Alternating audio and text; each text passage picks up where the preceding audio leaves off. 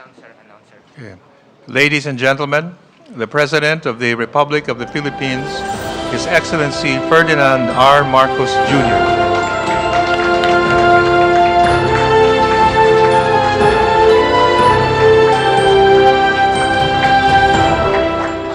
Thank you.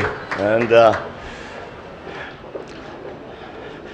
at least I can say good evening and not good morning anymore. Please, sit down.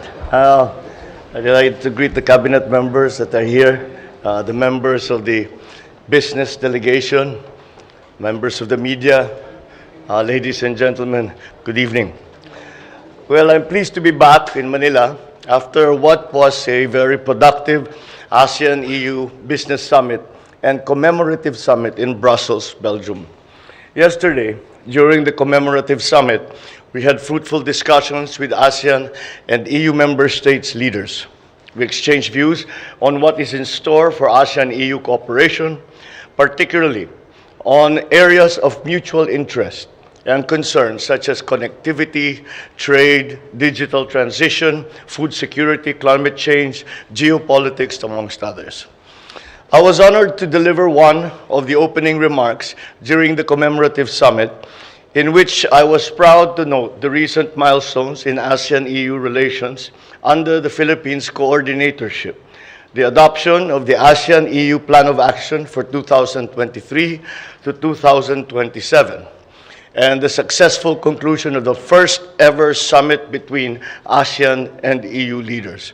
And this is a very significant development that the EU has turned very, very distinctly towards the Asia-Pacific region when it comes to the driving force behind the new global economy.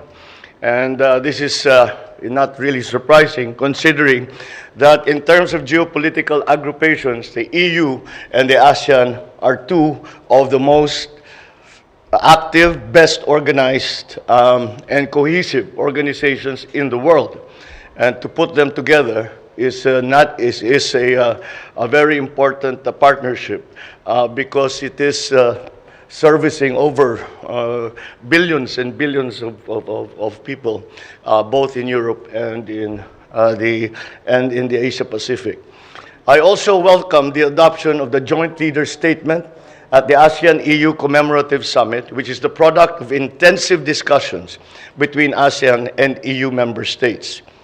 At the 10th ASEAN-EU Business Summit, I shared the Philippines' perspective on deepening ASEAN-EU trade through efforts in sustainable development, which is the theme of the Business Summit spearheaded by the ASEAN-EU Business Council. The ASEAN-EU Business Council has a pivotal role to play in advancing ASEAN's regional economic integration and post-pandemic economic recovery efforts. Through its various initiatives and valuable recommendations, which have been very useful in terms of prioritizing areas and initiatives for ASEAN's regional economic integration. I also met with several business leaders from different European companies through the week, all of them committed to be part of our development and our economic growth, particularly in renewable energy, infrastructure, food security, climate change initiatives. With European technology and innovation, with Filipino talent and ingenuity and industry, we will be working on addressing some of our key economic challenges. I am happy to be able to announce that I have met with various leading ship owners all over Europe, and we were able to get their commitment to help our country hurdle some of the challenges in our seafarers' EMSA accreditation through the creation of an advisory council composed of our concerned government agencies, international and local ship owners, and other stakeholders. Beyond that, I was able to meet with the EU Commission President, President Ursula von der Leyen, who is actually in charge of it is the Commission, it's not the EU. They are the ones who actually are the ones who provide that accreditation. So I explained to her what we have done, that we have this new advisory council, and she made a promise that that the commission itself would provide technical help to us so that within the 3 months, we have a 3-month deadline, within the 3 months, that we will be able to remedy all of the deficiencies that EMSA has been pointing out, and hopefully we finally solve this problem.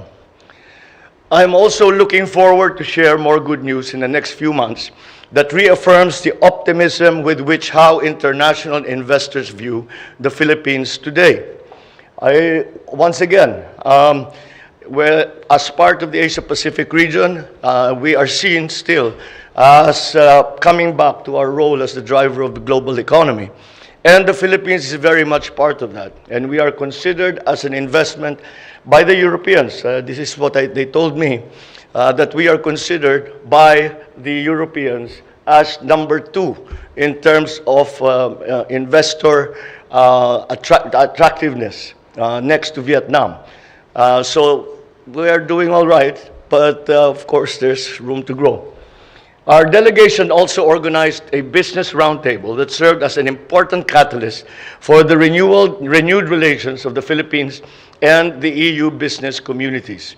I was joined by the economic managers and other cabinet members where I announced our recent game-changing laws that aim to transform our business environment significantly in favor of investors and support for inward foreign direct investments. I'm also pleased to announce that European business confidence in the Philippines is high, as evidenced by the expansion plans of European companies that we met in the sectors of fast-moving consumer goods, in shipbuilding, renewable energy, and green metals. An estimated investment pledge of around 9.8 billion pesos has been received. I was also able to call on the King of Belgium, who fondly recalls his visit to the Philippines many years ago, and I invited His Majesty to visit the Philippines again.